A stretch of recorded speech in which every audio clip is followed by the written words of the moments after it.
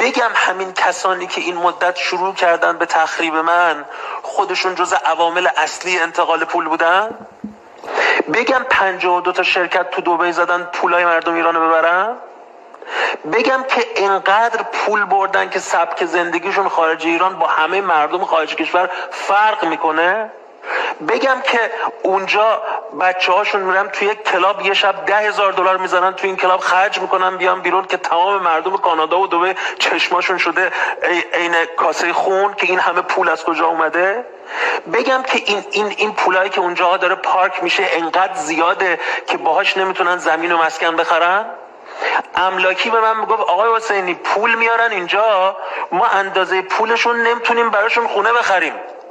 طرف میگه 15 میلیون دلار میخوام خونه بخرم. میگم بابا خونه 15 میلیون دلاری نداریم. حالا من مقصرم که پول بلیطمو قسطی دادم به آژانس؟